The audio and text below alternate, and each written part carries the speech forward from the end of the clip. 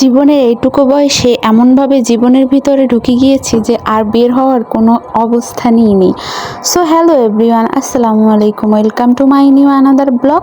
তো অনেক দিন পর আরেকটা নতুন ভিডিও নিয়ে চলে আসলাম আপনাদের মাঝে। এতদিন একটা লম্বা একটা ব্রেকের মধ্যে ছিলাম, তো দীর্ঘ অনেক দিন পর আজকে একটু বের হলাম, তাও কাজে, তাও অল্প একটু সময়ের জন্য। সো আমার নিউবর্ন বেবি, আমার কুট্টু সোনার জন্য একটু শপিং ছিল এবং আমার শখের বাচ্চাগুলোর জন্য, হাঁস মুরগির বাচ্চার জন্য খাবার এবং ঔষধ কিনতে চলে এসেছিলাম আমাদের পটুয়াখালীর নিউ মার্কেট শহরে। তো এই তো কুটি কুটি পায়ে চলে আসলাম মুরগির বাচ্চার দোকানে। এখান থেকে আমি কিছুদিন আগে ব্রয়লার মুরগি কিনেছিলাম, ওখান থেকে চেনা পরিচয় এই দোকানটা থেকে। তো এবার চলে আসলাম মুরগির খাবার এবং ঔষধ নিতে।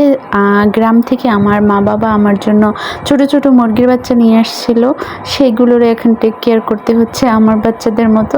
এই তো আমি ওদের অনেক বেশি পছন্দ করি, এই জন্য ওরা আমার অনেক শখের। সো এই বলতে বলতে প্রায় আমার কাজ শেষ, এবার আমি বাড়ির দিকে রওনা হচ্ছিলাম।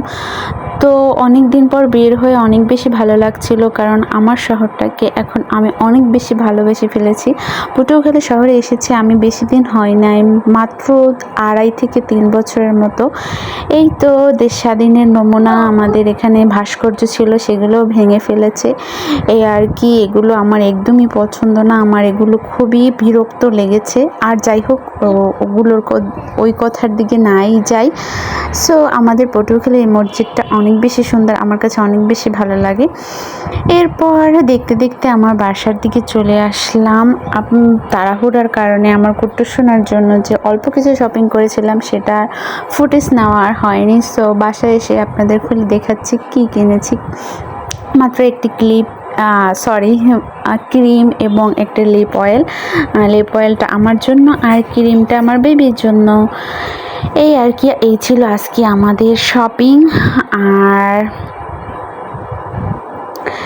এই তো এরপর আমি ট্রাই করে দেখবো আমাদের লিপ অয়েলটা। এই হচ্ছে আমার কুট্টু সোনা, আপনাদের সাথে ইন্ট্রোডিউস করে দিলাম আমার নিউ মেম্বার। এই যে আমার পাশে আমার বড় কুট্টু সোনা। এরপর লিপ অয়েলটা দিয়ে দেখলাম কেমন লাগছিল আমাকে। সো আজকের ভিডিওটি এই পর্যন্তই। ভালো লাগলে অবশ্যই লাইক কমেন্ট শেয়ার করবেন। আল্লাহ।